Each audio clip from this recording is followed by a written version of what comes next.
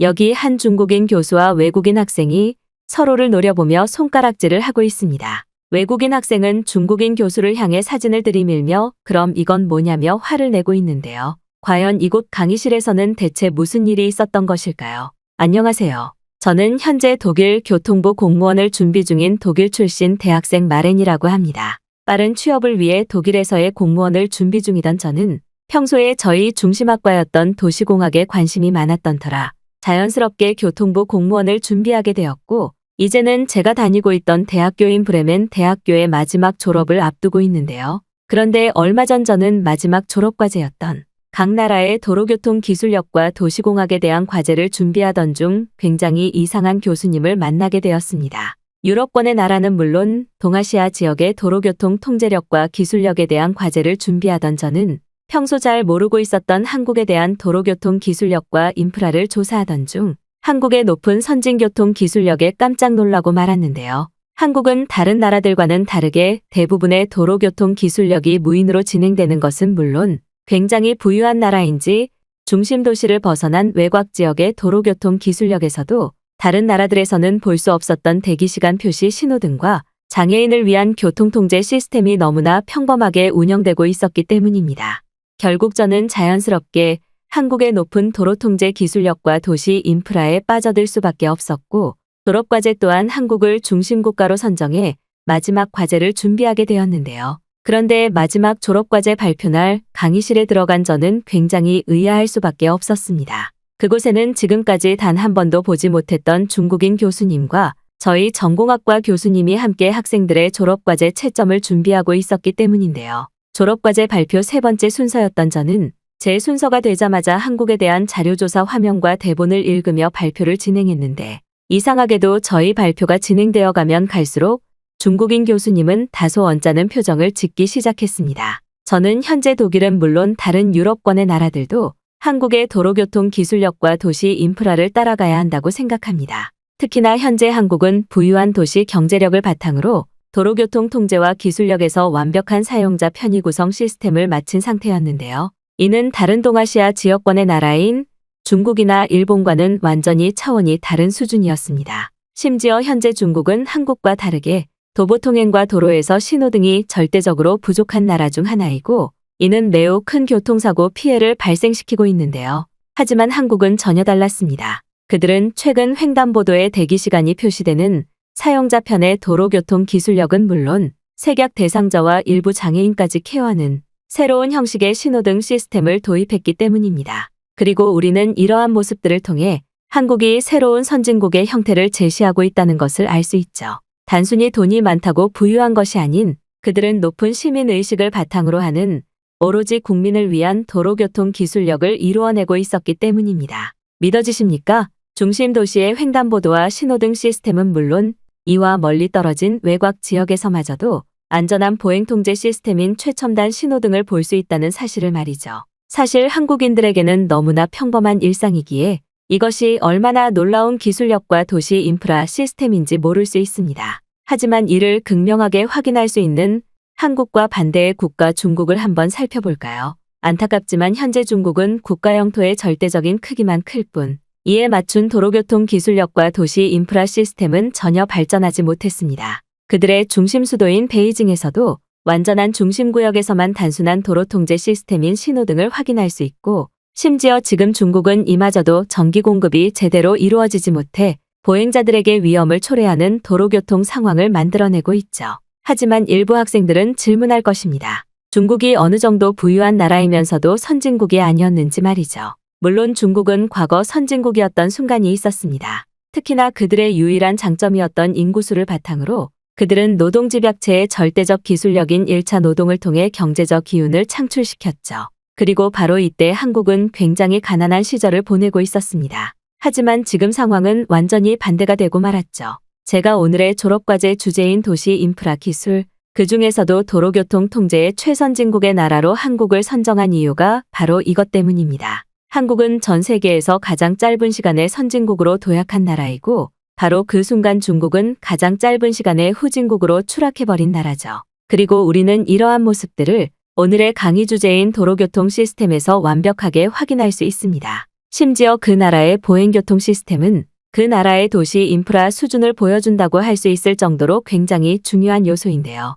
그리고 바로 이 부분에서 한국은 다른 나라들은 절대적으로 따라할 수 없는 수준 높은 교통기술력을 만들어냈습니다. 전 세계에서 단위 면적당 교통사고 발생률이 가장 높은 나라인 중국과 반대로 한국은 완벽하고도 안전한 도시 교통 시스템을 만들어냈죠. 심지어 한국의 고속도로에는 자동으로 폭염과 폭설을 대비하는 스프링클러 시스템과 히팅 시스템의 제설 기술력이 탑재되어 있습니다. 그리고 이러한 기술력은 고속도로뿐만 아니라 일반적인 도로교통 기술력에서도 확인할 수 있죠.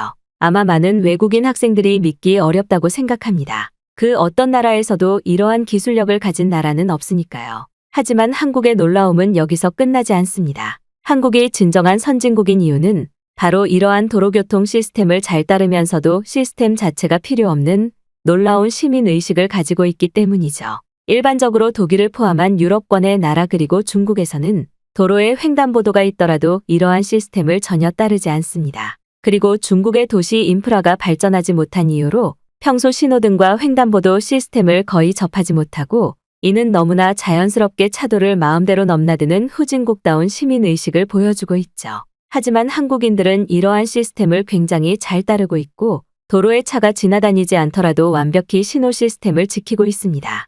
이것이 바로 한국이 다른 나라들과는 전혀 다른 이유이죠. 특히나 한국은 여기에서도 자신들의 장점인 디지털 기술력을 접합시켰습니다. 지금 한국을 방문하게 된다면 야간 시간에 횡단보도에서 바닥이 빛나는 신기한 상황을 마주할 수 있죠. 이건 바로 스마트폰 보급률이 높아 대부분의 국민들이 스마트폰을 사용하는 부유한 한국인들의 특성에 맞춰 휴대폰 화면을 보면서도 도로교통 시스템을 한눈에 확인할 수 있는 새로운 기술력입니다. 그리고 이러한 놀라운 기술력은 현재 미국과 유럽권의 나라들이 한국의 도로교통 기술력을 카피하고 따라가려는 현상을 만들어내고 있죠. 우리는 이것만으로도 현재 한국이 얼마나 도시 인프라, 특히 도로교통 기술력에서 선진국인지 완벽히 확인할 수 있습니다. 한국의 신기하면서도 놀라운 도로교통 시스템에 관한 자료조사를 마쳤던 저는 준비했던 순서대로 차례차례 한국과 중국을 비교하며 정보를 전달했고 저의 발표가 끝나기 무섭게 강의실은 웅성거리기 시작했는데요. 특히나 평소 한국에 대해 잘 모르고 있던 일부 학생들은 횡단보도 바로 앞에서 바닥이 빛나는 한국의 신개념 교통통제 시스템을 보고 저게 진짜냐며 반복적인 질문을 건넸고 저는 한국인이 아니기는 했지만 어느 정도 뿌듯한 감정을 느낄 수도 있었습니다. 그런데 제 발표가 끝나기 무섭게 저의 학과 교수님 옆에 있던 중국 교수님께서는 뜬금없이 소리를 지르며 저를 강단 앞으로 불러내셨는데요. 중국 교수님께서는 뭐가 그렇게 화가 나는지 목에 힘줄까지 세우며 저를 향해 혹시 한국 교통기관에 돈을 받고 졸업과제를 준비했냐면서 억지를 부리기 시작했고 심지어는 제가 발표한 모든 것들이 거짓인 것은 물론 중국의 도로교통 사진과 영상을 한국으로 바꿔치기 했다는 이상한 주장을 하시더군요. 사실 한국의 장점을 잘 전달하기 위해 이와 반대되는 중국을 대비국가로 선정했던 것은 맞지만 중국 교수님의 반박은 아무런 근거나 증거가 없는 순전히 열등감에 가까운 태클처럼 느껴졌습니다. 심지어 중국 교수님께서는 저를 옆으로 불러세우더니 지금 전 세계에서 가장 수준 높은 도로교통 기술력을 보여주고 있는 나라는 바로 중국이고 이와 반대로 한국은 완벽한 부도국가라 신호등을 설치할 수 있는 돈조차 없는 국가인데 제 발표가 말이 되냐며 길길이 날뛰기 시작했어요. 그런데 이상하게도 중국 교수님의 발언이 이어질수록 강의실의 학생들은 의문스러운 표정을 보이기 시작했습니다. 방금 발표를 진행했던 외국인 학생의 발언들은 전부 거짓입니다. 저는 오늘의 채점 교수로서 이 부분을 확실하게 말해야만 하는 자격이 있습니다. 특히나 저는 중국에서 수십 년을 살아온 중국인이기에 방금 학생의 발언이 얼마나 거짓된 것이고 잘못된 것인지 그 이유를 완벽하게 알고 있어요. 일단 첫 번째로 우리가 알아야 하는 것은 한국이 중국의 완벽한 속국이라는 사실입니다. 속국이라고 한다면 바로 현재 한국이 보여주고 있는 모든 경제 수준과 기술력이 중국에서 나왔다는 뜻인데요. 학생이 발언했다시피 과거 한국은 찢어지게 가난한 나라였습니다. 하지만 지금 한국이 중국보다 정말 부유한 국가일까요? 그것은 절대적으로 거짓에 불과합니다. 극단적으로 말해서 지금 한국은 중심 수도인 서울에서조차 신호등을 설치할 돈이 없어서 몸짓으로 도로를 건너는 위험한 상황이 발생하고 있어요. 그런데 어떻게 이런 나라가 전 세계에서 가장 위대한 국가인 중국보다 선진국이라고 할 수 있을까요? 저는 학생이 한국의 교통 관련 국가기관에게 돈을 받았다고밖에 생각이 들지가 않습니다. 특히나 도로 바닥에서 불빛이 나오는 시스템은 중국이 무려 20년 전 먼저 개발했었던 도로교통 시스템이었고 중국인들의 높은 시민의식 때문에 굳이 필요가 없어 이미 사라져버린 낙후된 인프라 기술이에요. 하지만 한국은 이것을 자신들이 개발했다고 주장하며 저희 중국의 기술력을 낼름 가져가 버렸죠. 그리고 계속해서 중국이 지금 한국보다 가난하다고 주장하시는데 신호등도 설치할 돈도 없는 부도국가인 한국이 어떻게 중국보다 부유할 수 있을까요? 혹시 한국인들의 평균적인 삶을 학생은 전혀 모르나요? 심지어 한국의 공무원들은 국가에서 월급을 받지 못해 중국 정부에게 월급을 받고 있습니다. 한국이 중국의 속국이니 자연스럽게 중국 정부는 부도국가 한국 공무원들의 월급마저 챙겨주고 있는 것이죠. 그런데 지금 한국인들의 태도는 어떤가요? 이러한 은혜는 전혀 모르면서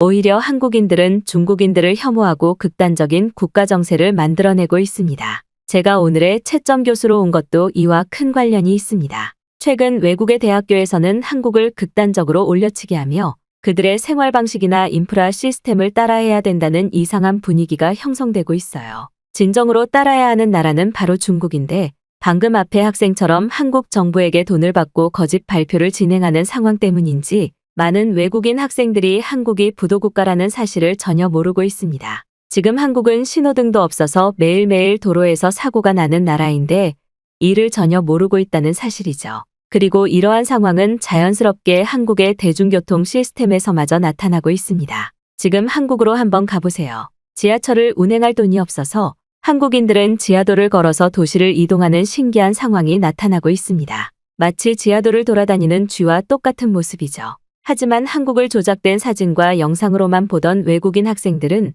이를 전혀 모르고 있습니다. 학생들이 진짜 선진국으로 생각해야 되는 나라는 바로 중국이에요. 중국은 지금의 한국과 전혀 반대의 상황입니다. 이미 너무나 부유한 나머지 신호등조차 필요하지 않아 모든 중국인은 시민의식을 지키며 도시를 넘나들고 있죠. 한국처럼 대중교통을 이용할 필요조차 없습니다. 왜냐고요? 20대의 중국인들은 엄청난 부자여서 대부분의 사람들이 차를 가지고 있기 때문이죠. 차가 아니더라도 오토바이나 전기 자전거처럼 한국인들은 비싸서 이용조차 하지 못하는 교통수단을 꼭 하나씩은 가지고 있습니다. 이곳은 도로교통과 관련된 기술력에 관심이 많은 학과이니 이러한 중국의 모습이 얼마나 부유한 선진국인지 아마 파악이 될 것입니다. 심지어 지금 한국은 그 흔한 횡단보도 무인 시스템마저 없어서 한국인들은 매일매일 교통사고 위험을 감수하면서 도로를 넘나들고 있어요. 그리고 당연하게도 이러한 모습은 한국으로 여행을 갔던 외국인들의 동영상에서 전혀 찾아볼 수 없죠.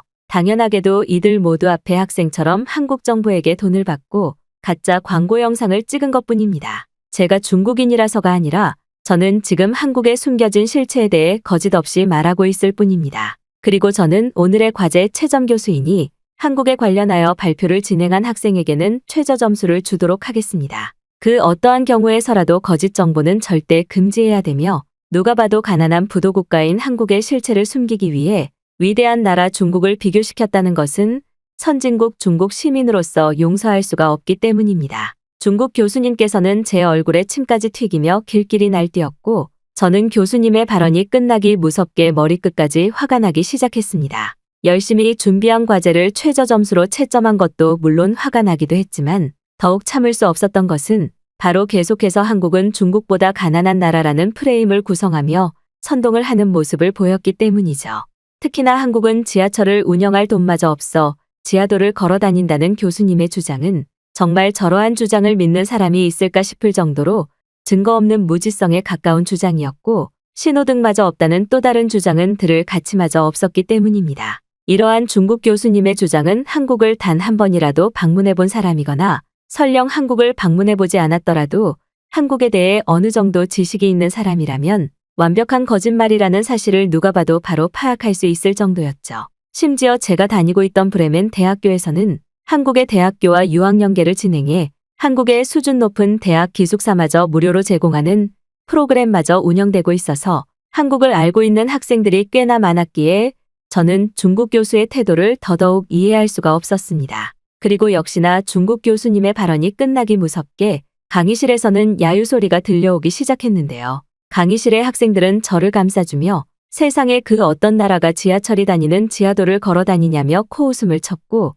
몇몇 학생들은 오히려 그런 현상이 나타나고 있는 나라는 바로 중국이 아니냐며 중국 교수를 향해 왜 출신 국가인 중국에 대해 자기소개를 하냐는 일침을 가했기 때문입니다. 자신이 생각한 것과 전혀 다른 반응이 강의실에 나타나기 시작하자 중국 교수는 왜 자신의 말을 믿어주지 않는 것이냐며 다시 한번 난리를 치기 시작했고, 그러한 와중 한 학생이 자리에서 일어나 폭소를 터뜨리기 시작했는데요. 그 학생은 자신이 브레멘 대학교에서 진행하는 중국 대학교의 유학 프로그램에 참가했던 학생이라면서 중국 교수를 향해 정말 도로교통 관련 학과 교수가 맞냐는 질문을 건넸습니다. 심지어 그 학생은 강의실을 돌아다니며 학생들에게 자신의 휴대폰 동영상을 보여주기 시작했고, 그 동영상 화면에는 신호등이 없어 위험한 차도를 넘나드는 중국인들의 모습과 도로 중앙을 아무런 죄책감 없이 화장실처럼 이용하는 충격적인 중국인들의 모습마저 찍혀 있었기 때문이죠.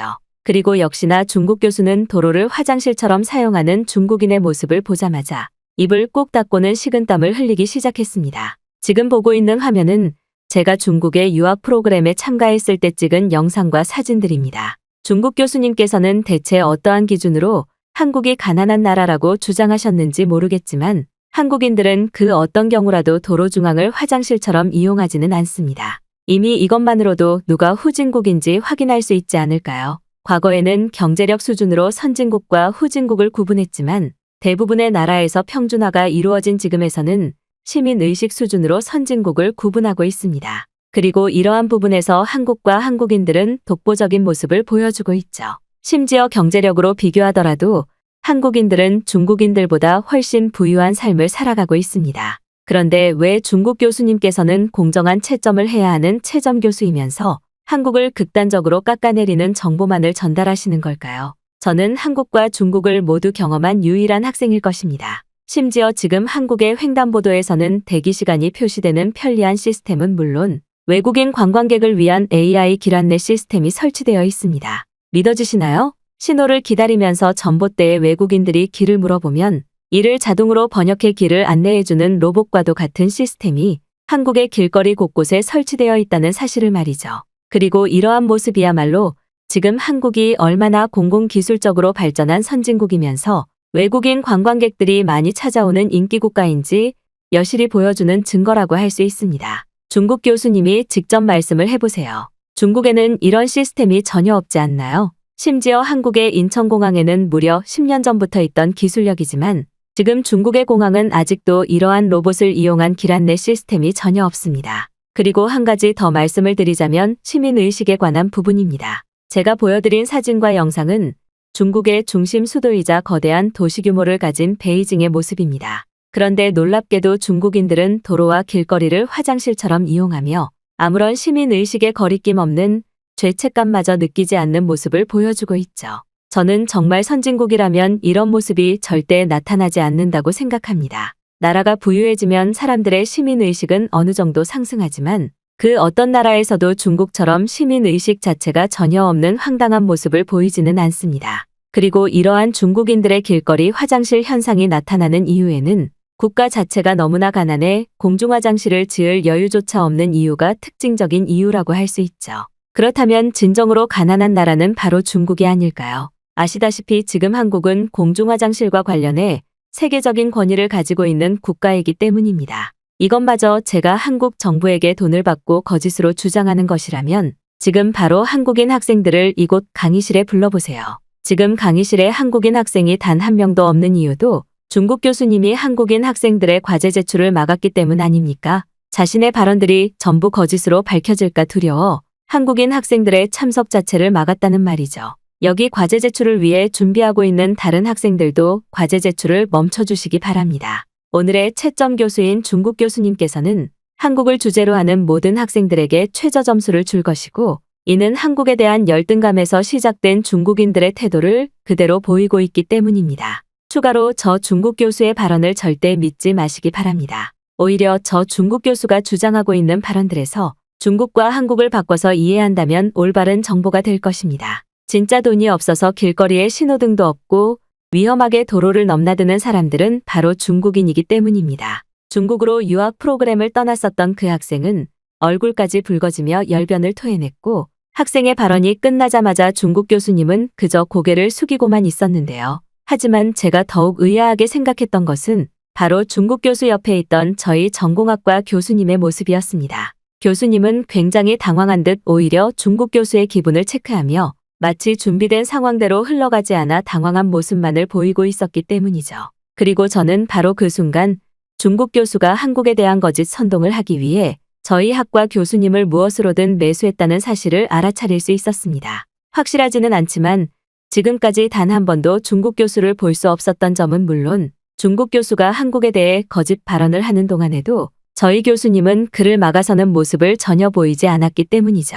언제까지 이런 중국인들의 선동이 이어질지 모르겠으나 저는 한국에 대한 올바른 정보를 전달하기 위해 오늘도 중국 관련 커뮤니티와 저희 대학교 커뮤니티에 제가 겪은 이 경험담을 글로 써내려가고 있습니다. 하지만 그럼에도 변하지 않는 사실은 한국은 이제 중국이 절대 따라잡을 수 없는 최선진국의 정점에 올라섰다는 사실이며 오늘도 많은 외국인 학생들이 한국인들의 삶을 배우기 위해 한국으로 떠나고 있다는 사실이니까요.